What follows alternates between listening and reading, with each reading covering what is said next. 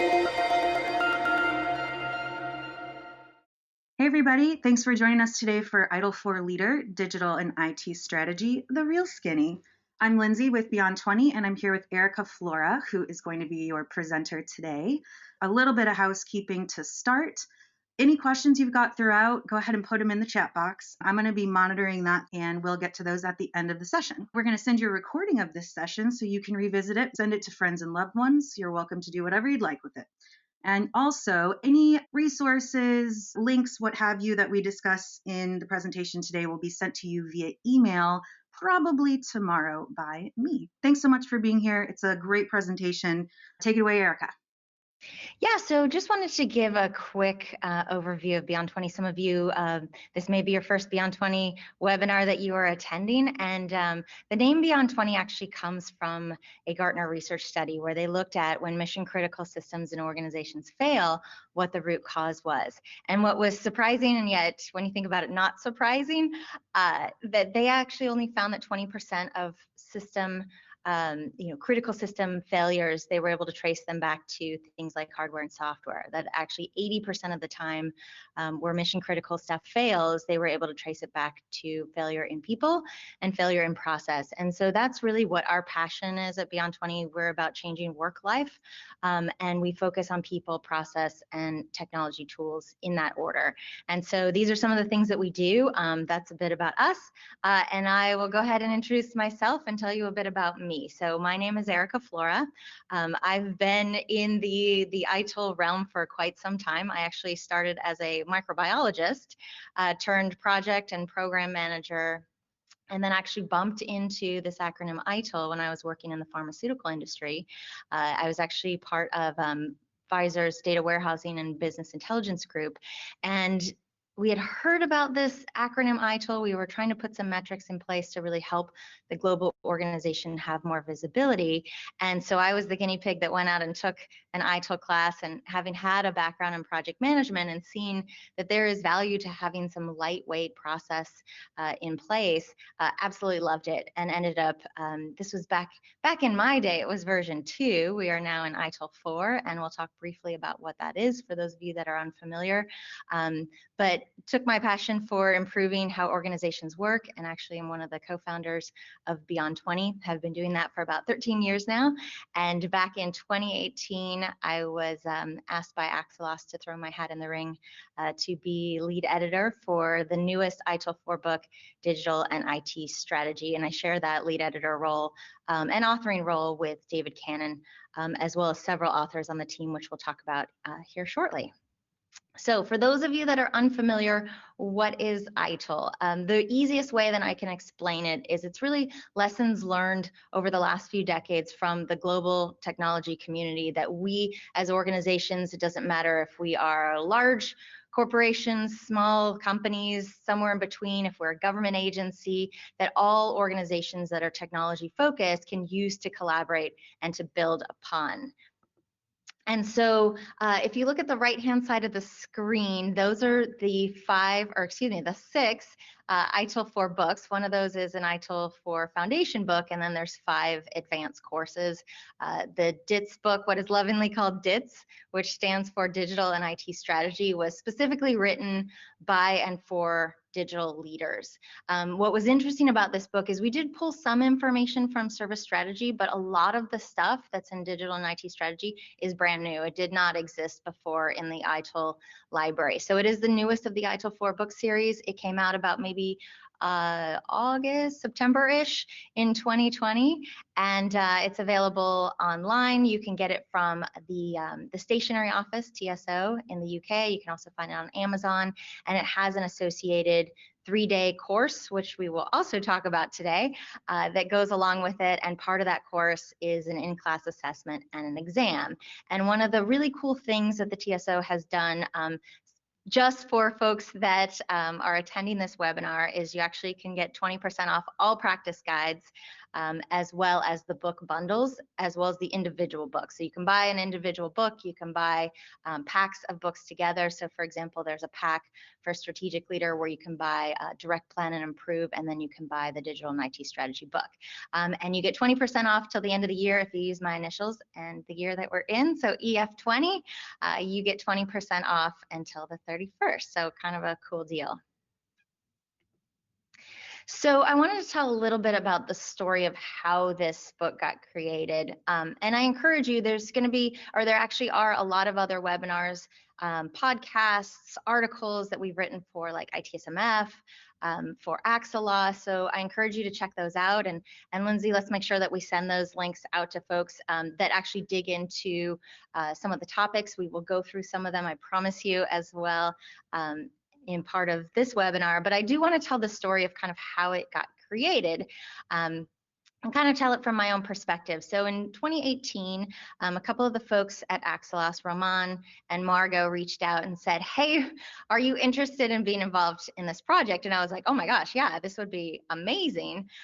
This is a lot of what I do day in and day out, is coaching and working with executive leaders on how to come up with a great digital vision, how to execute their goals and their strategy. And so when they reached out, I absolutely jumped at the chance, and I got the opportunity to put together kind of my own vision of what I wanted to see in the book. And ultimately, it was a book that I wanted to read.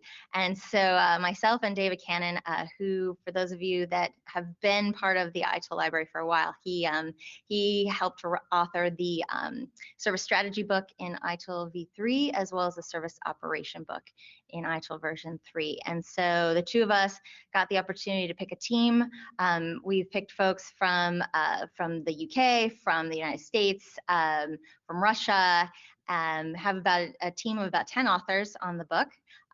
But that doesn't really tell the full story. What was really cool about the way that this book was written was that throughout it, we really tried to use a lot of the modern ways of working that we talk about in the book. So lean and agile and DevOps. And so we actually broke the writing up into 1-week sprints throughout the project, got feedback from a whole host of folks globally.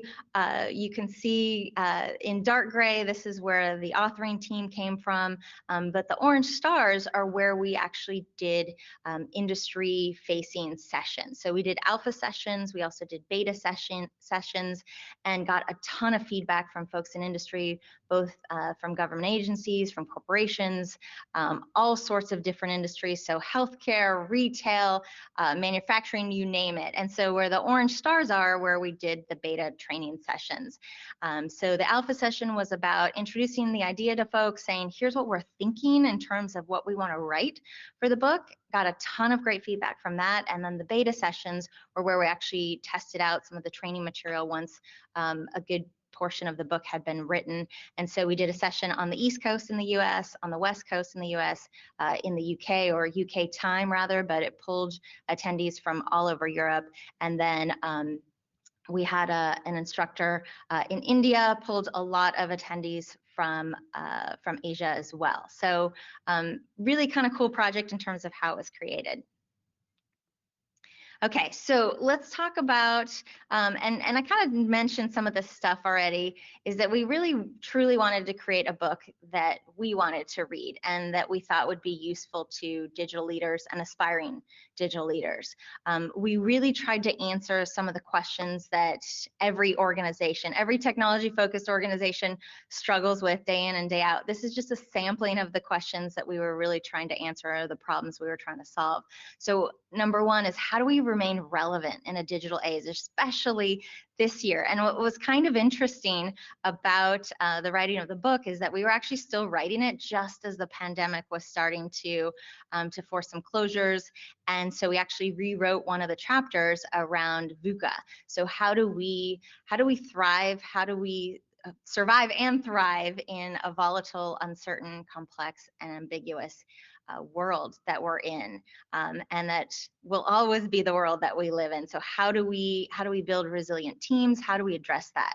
So how do we become a nimbler organization, and how do we pivot? I think a lot of us have probably faced accidental innovation and the ability to pivot very, very quickly. And what we really tried to do in the book is talk about how do we have more intentional innovation? How do we foster that kind of creativity so that we can be nimble and pivot and change our strategy as needed? And then how do we drive lasting change? I'm sure we've all probably been victims to leadership saying, we have this great idea, we're gonna be agile, or whatever the buzzword is.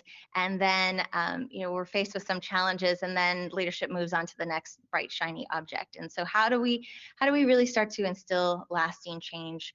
We'll dig into that concept here a little bit as part of this webinar. So we also did a lot of research. So anything we could get our hands on, articles, books. We talked with tons and tons of customers, tons of leaders to just kind of get their sense of things. We'll talk about this in the challenges slide, but that was definitely one of the challenges that we had, is that there were so many great ideas, and there's so much written about strategy, and particularly digital strategy, that how do we take this mountain of information and turn it into something that's actually usable and practical and helpful to leaders. And then, like I said before, we tested out the ideas with industry leaders, both in the alpha and the beta sessions as we were creating content. Okay, so some of the challenges and aha moments, these are from my perspective. If you talk with some of the authors, reviewers, contributors, you'll probably get lots of other thoughts and ideas, but I did want to share kind of from my own perspective what some of those looked like. So what to include? I remember the very first session I went to after I became the co-lead editor. I went to an alpha session for actually one of the other ITIL 4 books, and there was a lot of talk about concepts that potentially could have been in the other books. The great and the challenging thing about the digital and IT strategy book is that it was actually written, I want to say 6 months to a year. It got started 6 months to a year after the other books were started. So it was really helpful in the sense that we got to read the manuscripts of the other books and make sure that we had a different take on this book and from a different perspective than the other books. So for example, if you think about metrics, Direct, Plan, and Improve, that book talks about metrics, but it talks about it from a different perspective than the digital and IT strategy book. So this is more from a leader around how do you paint that picture, that overarching vision, and how do you, we'll talk about these things called objectives and key results, or OKRs. So we kind of took a different slant than what you'll see in the DPI book. The challenge that it brought is that all of the great ideas that folks had talked about and mulled over in some of the other books, the first meeting that I went to, they're like, oh, don't worry, we'll put it in the DITS book. And I'm like, wait a minute. We need to figure out what our story is going to be in the DITS book before we just take on all of these other topics. So we had a lot of discussions with the team, lots and lots of discussions around what was most valuable. We spent a lot of time talking about the table of contents, the syllabus, making sure that was really nailed down and had what we felt like were the most valuable pieces of information. We also had a challenge around how do we handle emerging technologies, because there was a lot of talk around, do we talk about AI, do we talk about blockchain, et cetera, et cetera. How deep do we delve into cloud and things like that? But the challenge that we had is that how do you create a book and do a deep dive into those without making it feel like 2021, there's going to be new emerging technologies or new things that we start to talk about. How do you create a book that doesn't feel dated? And how do you balance that with what a leader needs to know versus really doing a deep dive into the technology and explaining the technology? We didn't feel like that was necessarily the right scope for this book. So the way that we handled that is that we really took the approach, and we have a chapter towards the end of the book around advice on not so much the specific emerging technologies, though we touch on them a little bit, but what we really felt was more important is helping digital leaders develop the skill on how to discern whether or not an emerging technology is useful for the organization, or if it's a fad, or if it's something that maybe is a great emerging technology but not great for the organization. So we spent some time really talking about that as more the skill set and how it really meshes with that of a digital leader. One of the other challenges that we had was, how do we structure this book in a way that flows well? We started to write a lot of the chapters, and in fact, in our sprints, we would write at least 5 pages a week. Sometimes we would blow that out of the water and write like 25 or 30 pages a week. But we got to a point kind of in the middle of the book that we said, well, what is the story that we're trying to tell? Because we have some great chapters on their own, but how do we make that flow? How do we turn it into a story that makes sense? And so this actually came out of one of the conversations. David Cannon and myself actually went to the UK and just tore apart the table of contents and the syllabus with a few of the other lead editors and folks at Axelos, and probably about a dozen of us were in the room, and kind of had this aha moment of, why don't we use the continual improvement model that we talk about in ITIL 4. So for those of you that are unfamiliar, it walks through the steps of how we actually make an improvement. It can be very small, it can be very large. And so strategy really kind of flows in that same sort of way. And so what ended up happening is it turned into this almost, the chapters are almost like they step you through, here's what you need to do if you want that, whatever it is that you're trying to achieve as an organization to be successful. So one of the first chapters is about defining a compelling vision. Then it's about, okay, figuring out where are we at as an organization? What does our digital maturity and readiness look like? What is what do the external and internal factors look like? What do our capabilities look like? And then, each chapter kind of goes in that order. And then after the continual improvement model, after we go through the 7 steps of that, we also have some chapters around, we have one specific to the role of a digital leader and the skills of a digital leader. So for those of you that are digital leaders or aspiring digital leaders, what do those skills look like? What are those things that we need to develop so that we can be of more value to our organization and ultimately to our customers? So that was kind of a neat thing that we discovered along the way. And then the last thing that I wanted to mention, we had a challenge around how do we balance the what of digital strategy, so the what we should be doing, and providing an overview of some leading practices with the how.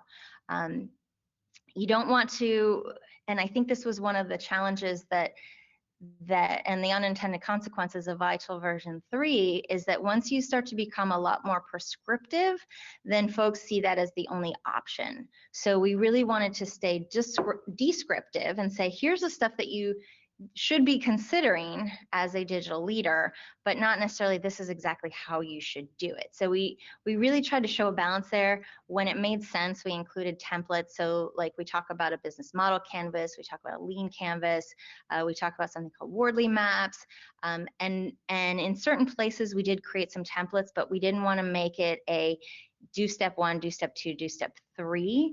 We do a little bit of that in the chapters, but really where digital leaders are going to get the most benefit is just by having an understanding of here's the tools and techniques and making it their own, tailoring it to their own organizations. Okay, so I touched on some of the key topics. I do want to talk about a few others, and please feel free to put your questions into the chat window. I'm happy to delve in more deeply to some of these topics. We also have I'll show this at the end. If you go to our website at beyond20.com and click on blogs, we have tons and tons of blogs that go into these topics in detail. And in fact, I recommend that if you're reading the DITS book, that you don't just stop at reading the DITS book, that you really use it as a springboard to delve into these topics because they are a very deep well. So number 1, crafting a compelling vision for rapid change and transformation. So we give a lot of ideas and thoughts around how to create a compelling vision, how you know when it is a compelling vision, because it's a little bit of an art and a science, who to involve, how to make sure that you communicate it, the frequency, or at least some thoughts around the fact that you should communicate it frequently to those in your organization, because it really is the North Star for what you're trying to do as an organization. We talk a bit about how to start building new capabilities to exploit digital opportunities as they present themselves. We talk about how to develop a more lean and more agile organization and do so at scale. And we have a whole chapter around how you actually start to implement this stuff. So if you do it on more of a piecemeal basis, or what a full-scale transformation looks like, and some of the steps to be thinking about along the way.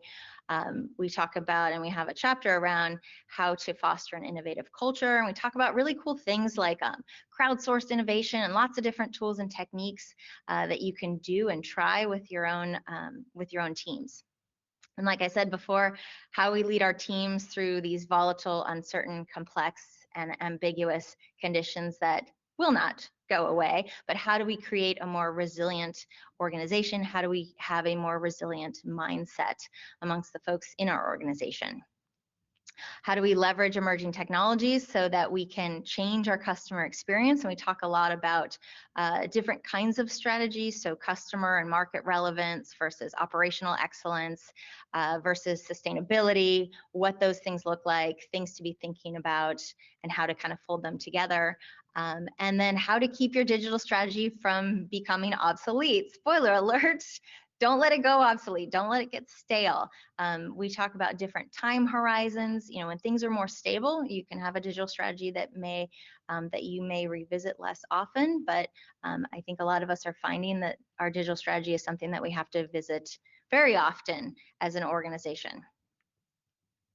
At the very beginning of the book, there's a lot of information around what is digital transformation, because what we found is, even though a lot of folks throw around the word digital transformation, and I see it attached to just about everything, a lot of times when you dig into what they mean by digital transformation, it's just a piece of what it really oftentimes needs to involve in order for it to be successful. So if you talk to somebody in marketing, it's about digital marketing. If you talk to somebody in technology, it's about a really cool tool that may automate some of the processes. If you talk to the CEO, it may be something totally different. And so I think this graphic here actually does a nice job of showing that digital transformation is multifaceted. That if you look over to the right, it's going to impact your customer and your customer experience. It's going to impact your overall operations and your processes. But if you look to the left, it's also going to impact how you lead in an organization. It's going to impact the revenue streams that you have. It's going to impact how you innovate, how you improve. It's really going to change the whole nature of your organization. So I think a lot of times what ends up happening is leaders or other people in an organization or outside consultants will come in and say, yeah, digital transformation is super easy. And it is not easy. It is messy. It is chaotic. It takes time, and it impacts everything. But the great news is it does impact everything. And on the other side of a digital transformation, we are a different organization. Our relationships with our customers are different. The products and services that we provide are different, and that's actually pretty exciting. This picture here, there's actually a whole blog article around it, so I won't spend too much time on it. If you go to our website, you'll find, and you just search digital positioning model. This came from another one of our authors, and was the inspiration for the chapter around digital positioning and sense making. And so you'll see in the book that there's talk around digital maturity, and a lot of the stuff that we read, books, blog articles, research, all that kind of stuff, talked about digital maturity. And they kind of had this, if you think about like Gartner's Magic Quadrant, what you're trying to do is get to the top right. You want to have strength in your digital literacy, essentially, and you want to have strength in how you lead your organization. And so the problem or the limitation with a lot of the maturity models that are out there is that it charts this like one path for everyone, that we all want to become, I think the term was digital masters. We all want to become digital masters, and here's the one path to get there. And that's not necessarily the right path for everyone, and different organizations are going to take different paths, and different organizations have to work on different things. And so David Crouch actually on the Beyond 20 team invented this digital positioning model, which I think is really interesting. It was based on child's play, and if you think of it almost like a game board, it's really about strengthening and focusing on what it is that you're trying to achieve. So if you look to the left and to the right, your goal may be to transform the industry or transform your market space, if you look to the top or to the bottom, maybe your goal is to improve the customer experience, and that maybe you're very strong on the operational excellence side, or maybe you want to improve the customer experience, but you realize that your operational excellence really needs some strengthening. I find a lot of times organizations, they get really excited about emerging technology and think, oh, we're going to do this, that, and the other. But if you're not doing the foundational, if you don't have the foundational stuff in place and that's not working well, it's really hard to do some of these other things. So depending on what it is that you're trying to achieve as an organization, you kind of have these building blocks that you can put in place. I'm sure David's happy to give a lot more detail around this. The thing that's kind of unique about this positioning model is it also ties in a lot of the ITIL practices and where they fit kind of into the puzzle. And this will look unique for every organization. This is just an example. There's lots and lots of ways to build this, but kind of a cool idea that we really, that isn't really out in the marketplace like the digital digital maturity models, but I think is really, really helpful for organizations. This is in the take action and strategy execution chapter. This one's kind of near and dear to my heart. For those of you that have, let's say, gone through some training in Agile or Scrum or anything along those lines, may have bumped into this thing called the Satir change model, which really shows the experience that organizations and individuals go through when you dramatically change how you're working. And so if you look at number 1 on the left, this is our status quo, and we right before we get to resistance number 2, you'll see an arrow going up that says change trigger. Something has triggered a change to happen. So let's say this was the start of the pandemic. This could be lots of different things that have really caused us to look at our organization and say we cannot continue the way that we're going. And once we make that change, number 1, we're going to deal with a lot of resistance. Actually, number 2, we're going to deal with a lot of resistance. And what's fascinating about this, and I've seen this time and time again, is that when we change how we function as an organization, we actually get slower.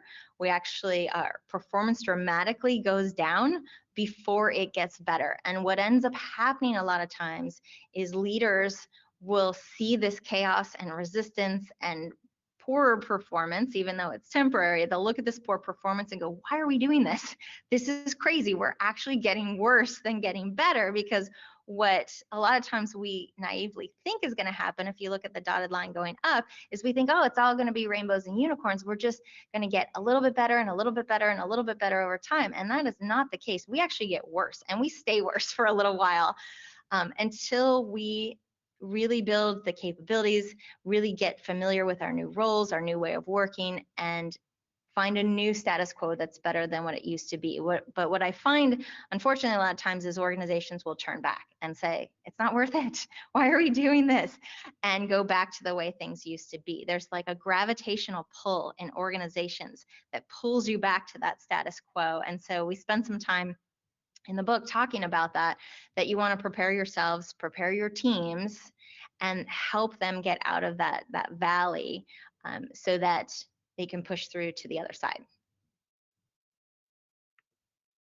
Okay, some of the other topics in DITS, again, I'm happy to go into these in more detail. I'm happy to point you toward resources that give you a lot more detail. And you can also buy the book. I think I may have mentioned this in our social media promotions, we mentioned this, but I've actually got a signed copy of the book that we will be giving away to one lucky attendee at the end. So do stick around, we will be giving that away. But just a high level overview of some of the other topics in DITS is around assessing our digital readiness. So this in the continual improvement model is about is in the chapter rather on where are we now. And there's a whole range, actually, before I move on to this next topic, there's a whole list of areas in which you really should be looking at your organization to determine, are we actually ready for this transformation? What are the areas maybe that we need to shore up so that we are going to be successful or going to be more ready for this? So what does that foundation look like? This chapter I think is awesome in the book. This is around parallel operating models, or I've heard it called parallel execution models. So how do you become a digital organization when you are not one? And how do you manage two different operating models at once, one digital and one not, without putting yourself out of business? So if you're on the commercial side, I think the New York Times is a really good example of this, that they launched a digital side to their organization. They saw that newspapers were going away. They didn't know exactly when, but they knew that it was going away. And so they invested heavily in ramping up this digital side of their organization, but they still had to pay the bills with the paper. And so how do you manage that? And so we use a lot of examples in the book. They are one of them, but there's kind of examples throughout of different organizations and different types of parallel operating models, because there's not just one. There's actually 4 different approaches you can take and combinations of those models as well. I mentioned this before. How do you have this outward focus and make sure that you have customer and market relevance, but also have an eye on operational excellence? So it's almost this outward look and inward look as well. How do you balance the two? There's a chapter all around how do you measure your digital strategy? How do you know if it's working? We're seeing a lot of organizations, Google being one of the most well-known, that manages their own organization by creating, defining and measuring these things called objectives and key results. So what that looks like, and we give lots of ideas and thoughts there as well. Wordly maps. Wordly maps are very, very cool. We touch on them towards the beginning of the book. Fascinating topic. I highly recommend that you look up Wordly maps. It helps you understand context of where you are and figure out your strategy going forward. There's a whole chapter, like I said before, around digital leaders, the skill sets they should have, and it breaks it up into, I think it's like 8 or 9 different skills. And things to be thinking about. And then also, I think it's the last chapter, chapter 12, talks about different ways that you can structure for digital business, because there are so many different ways that you can structure your organization. We're starting to, not starting to see, lots and lots of organizations with the rise of modern ways of working like Agile and DevOps. Teams look different. Execution looks different. And so we talk about different ways that you can do that. I think we touch on the service management office or an SMO briefly, how they fit into that whole big puzzle. And yeah, so I think, oh, and there's one more. Yeah, so managing strategic digital risks.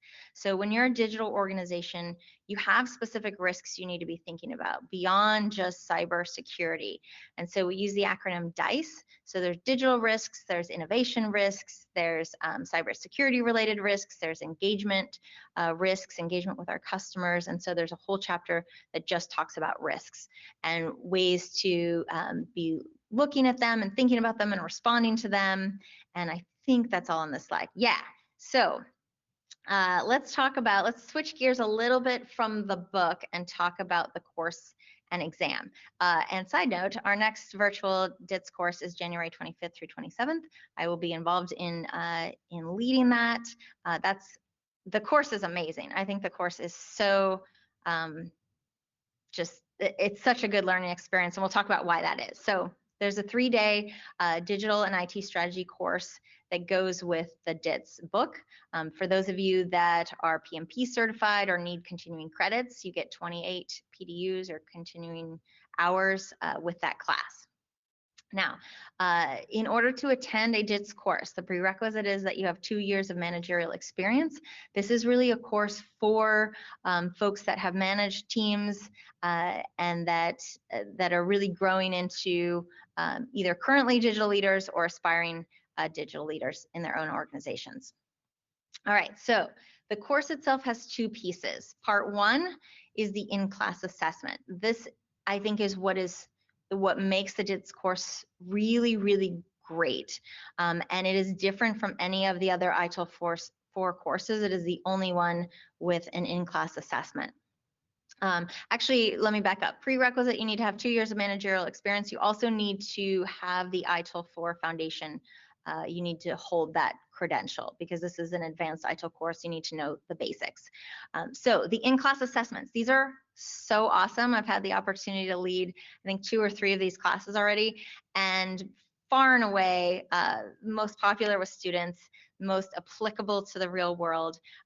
What we do is we teach concepts throughout the class, and then at 4 points throughout the class, we do activities. We put folks into breakout rooms. There's a case study that has 3 different companies in it, and so each team will take one of the 3 case studies, and they'll do 4 different activities that take the concepts from class, and it gives you, so 3 of the 4 activities are 1 hour in length. One of the activities is 90 minutes in length. So you get your case study, you talk about it, or you get your company rather, you talk about it with your team, and then you take what you've learned in class and you have specific assignments that you have to do. So like come up with a digital strategy for your organization, or talk about how you're going to approach VUCA with the company that you're dealing with. And what's so awesome about it, and I think just really makes it such a good learning experience, is it's not just theory. You get to put it into action in a safe environment. So you're better prepared to take these concepts back to your own organization, say, here's how I think this might apply to us, and to really facilitate a more meaningful conversation and affect change in your own organization. So you do 4 activities. Your instructor is looking for things like completeness of your answers, applicability to the case study, the thoughtfulness of the presentation. It also helps you work on your presentation skills and your consultative skills by applying this to a fictitious company. And of the 40 maximum points that your instructor can give you, you need to get 30 out of those 40 points. And once you get 70%, you are then good to go on to part 2. Part 2 is the exam. Part 2 is a multiple choice exam. You have 1 hour, 30 questions. Right now, all of those exams are being delivered virtually, and actually all of the classes, as far as I know, are also being delivered virtually. With the exam, you have to get 21 out of 30 correct. So once you pass that with 70%, you get your DITS certificate. And what's really nice about it is it's part of the strategic leader path. So if you also either have or once you do get the credential for direct plan and improve, you earn a second credential called ITIL for strategic leader, which is super awesome. Yeah.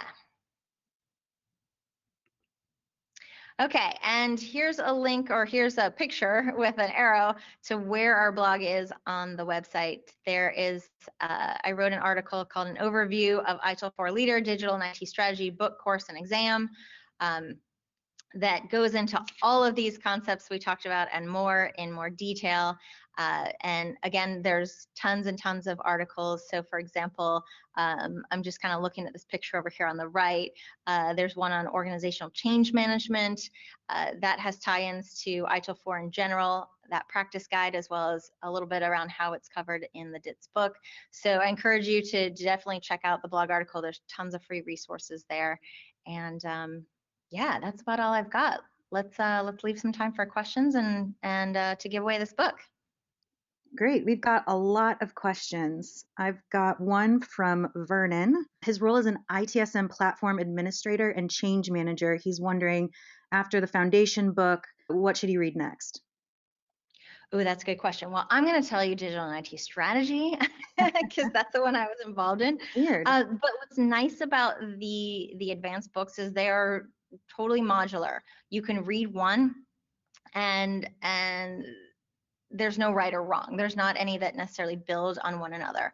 I would say instead think about your role. So if I'm in my mind picturing the certification, or there's like an official picture. I don't have it in these slides, but there's an official picture that shows the different courses. And so I'm just in my mind going to go from left to right. So there's a class called Create, Deliver, and Support. So if you are involved in actually creating, delivering, or supporting services, if you're involved in these things called value chains, the chains of activity, or the activities that are performed to deliver products and services to customers, that gets into a lot of the details behind how to do that. So for those of you that are familiar with version 3, it talks a lot about design and transition and operation, those kinds of concepts. So if you're a practitioner, CDS is a really good book. There's another one called Deliver Stakeholder Value, or DSV, which really speaks to the customer journey. And so if you're involved in or trying to improve the customer journey, we talk about personas, we talk about touch points, that kind of thing.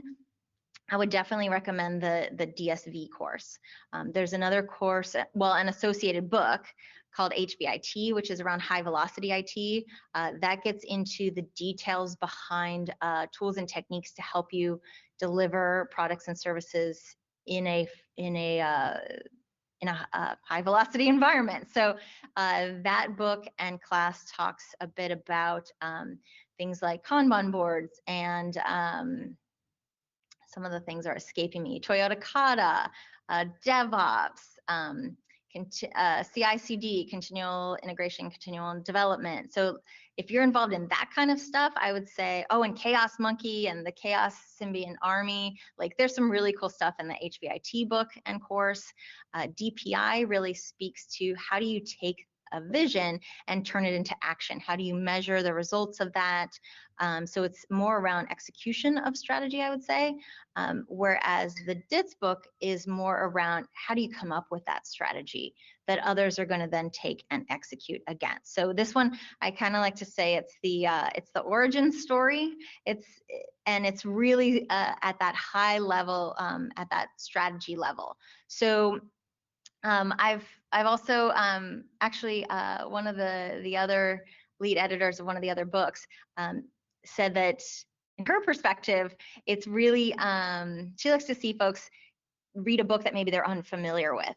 But it really depends on what you're hoping to get out of it and what your role is. I would think of it more from that perspective rather than, what's the order of the books. There's not any particular order at all. That's a very long answer to your very short question. You're welcome. I've got a bunch more questions about training, but before that, I would like you to tackle this question from Edward, who says, can you talk a little bit about keeping a digital transformation strategy holistic while aligning with business priorities?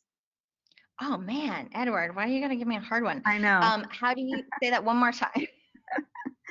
How do you keep a digital transformation strategy holistic while aligning with business priorities? With business priorities. Okay. The short answer is all of leadership needs to be involved. Full stop.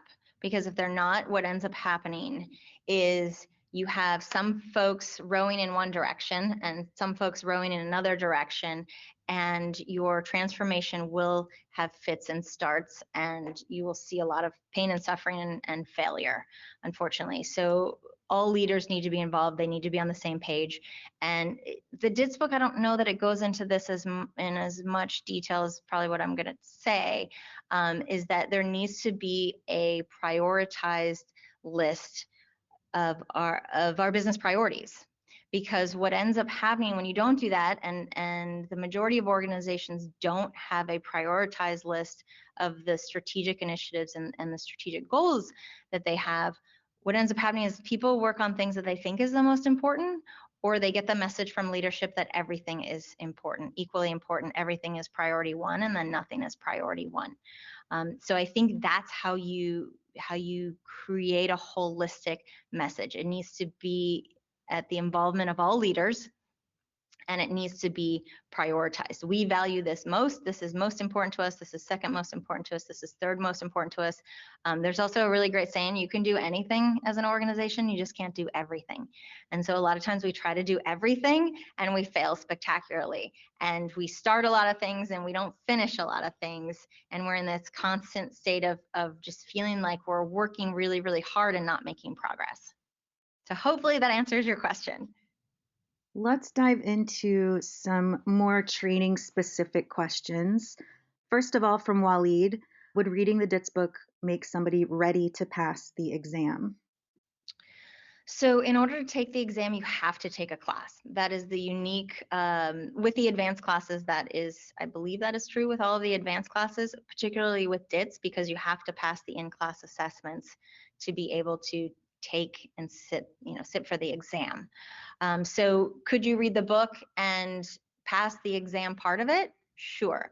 But just reading the book won't get you the DITS credential. You need to do the class and the exam. So our class summarizes a lot of parts of the book. I think the book is still a really good reference to have. I think it's super well written and thoughtful. Actually, for those of you that are reading the book, we appreciate any and all feedback, because I think one of the things that the Axelos folks have done really well with ITIL 4 is they've approached it in an incremental and iterative fashion. So instead of waiting, when was our ITIL version 3? The last version of version 3, the 2011 edition, came out in 2011. A lot of things in technology have changed in a decade. So going forward, the vision is to update the material annually and make sure that it stays current. And I got way off on a tangent, but yes, you could read the book. I think the book is a really helpful reference. I personally like to have hard copies of books because I write in them, I highlight them, I dog ear them. So yeah, I don't think it would be a waste of your time and effort and money. But yeah, you can't technically get the designation by just reading the book. Okay, along a similar Lindsay's like, I have 3 more questions for you to answer over the 20 minutes. I have 6,000 questions for you. We might be able to get through all of them. We got 12 minutes. From Michelle, I am ITIL V3 Intermediate Certified. What do I need to do to take DITS? Yes, so I want to make sure I'm not lying to you. I think you need 17 credits at the ITIL V3 level. If you have that, you can actually take a 5-day ITIL Managing Professional Transition course, and you can earn the Managing Professional Transition. So that actually will cover 4 of the 5 books and classes. So it'll cover everything except for DITS. So if you take a transition class, I think you would qualify for the transition class, so you could cover all 4 of the other books in 5 days, get that designation, and then if you took the DITS class, you would get the second designation called strategic leader, and you would complete all of the, essentially, all of the advanced classes. Now I'm really wishing I had that picture up here, because then I could just like point at it. But I can point you towards some resources that talk about that. We have a blog article that talks about, I have these certifications in ITIL V3. What does that mean in terms of going to ITIL 4? So we'll definitely include that in the email for folks. Cool. All right. Another one, training adjacent. What is after DITS? What comes next? Oh, good question. So I know that Axelos is trying to figure out, what does ITIL Master look like? That's, as far as I understand it, it's not going to be like a course or a certification. It's going to be more taking your learning from the advanced courses and showing how you use that, and showing that you have mastery of the topics. That has yet to be figured out or announced or anything like that. But I would say in the short term, the next thing after DITS is really to further your knowledge and strategy. What I found in my own personal kind of journey is that I thought I understood strategy and digital strategy and IT strategy, and then you start talking with all of the authors and contributors and folks, in different organizations that are actually boots on the ground doing this kind of stuff, and read what's out there. There's tons of great books on digital strategy, tons of great articles out there, and I find that the learning doesn't stop. Like, let this be the springboard that helps you further your knowledge. I feel like my IQ went up maybe 5 or 10 points in writing this book, because I was exposed to so many other things that I had never really learned to a deep level, and I'm still going online and buying books on the topic, on all sorts of different topics. There's a great book just on objectives and key results that's called Measure What Matters. I think that one's outstanding. But I would say really just strengthening your knowledge, use this as a way to dig into some of these topics and find new topics to help your own organization and yourself. Okay, awesome. Let's go back to, has ITIL 4 moved away from ITSM into more of the DevOps realm, or does it tackle both? I think it gives homage and brings forward the folks that know ITIL version 3. And a lot of the processes that were in ITIL 3 have been expanded upon, and there's actually new, what's now called practices. There's a bunch of new ones. So for those of you that remember back in the day, like I do, ITIL version 2, there were 11 processes that you would learn. In version 3, there were 26. In ITIL 4, there are 34 practices. So there's all sorts of new practices around project and portfolio management, around organizational change management, around metrics and measuring. There's all sorts of stuff. Those are all available electronically. So once you take an ITIL course and pass the exam, you get a year's free access to something called My ITIL, and you can go and you can check those out. What was the question? I totally forgot. I got going, and you're on the right track. The question was around whether ITIL 4 was moving away from ITSM and into more of the DevOps realm, but I think what you're saying that it's integrating different concepts and methodologies that weren't a part of V3. Is that right? Yes. So at the time V3 was being written, things like the Agile Manifesto were still kind of new. DevOps was still, in its infancy. And so ITIL V3 didn't talk about those things. So ITIL 4 does. And in fact, we have a section, I think it's in the VUCA section of the book, where we talk about here's what resiliency means. Here's what business agility means. Here's what lean means. And things that we as digital leaders need to educate ourselves on. Now, are they complete courses on all of these things? No, but it gives you enough to say, I have a working knowledge and points you kind of in the right direction to learn more about them. So yes, ITIL 4, there was a lot of emphasis around really pulling in these more modern ways of working. Great. Okay, I was going to skip this one, but now we've got multiple questions around the same topic, so off we go. What about how ITIL 4 is compared to, related to, integrated with COBIT? COBIT, C-O-B-I-T? Yep. Or COVID? Yeah, not the pandemic, the other one. I thought you said COVID. Okay, that would be a different sort of question.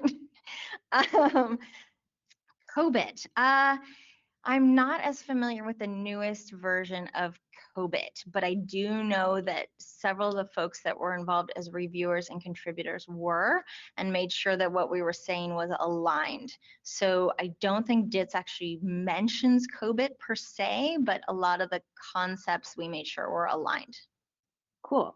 We've got 1, 2, 3, 4, 5 questions. Pick a number 1 through 5. 3. 3.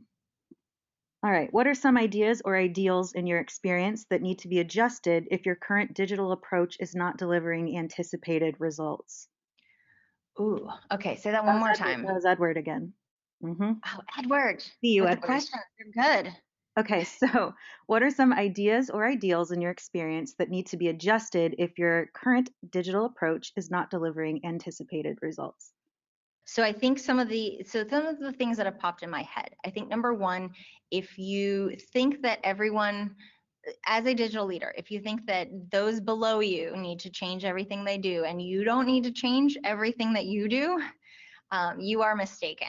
I see this time and time and time again, where leaders will say, you guys, you go and learn about, business agility, or you go and learn about ITIL or what have you, and yet don't educate themselves.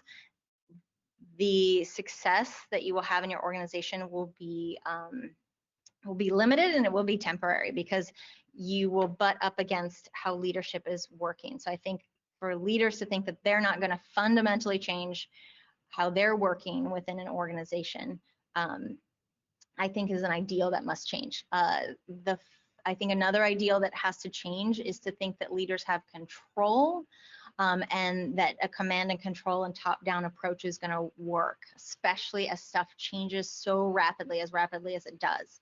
I find that very flat, flatter organizations, cross-functional organizations that have cross-functional teams where there's much more sharing of information and collaboration can move more rapidly than those that have these like old structures. So thinking that you can do new things with old structures and old ways of thinking, they aren't compatible. Alrighty, thanks for joining everybody. We will see you next time.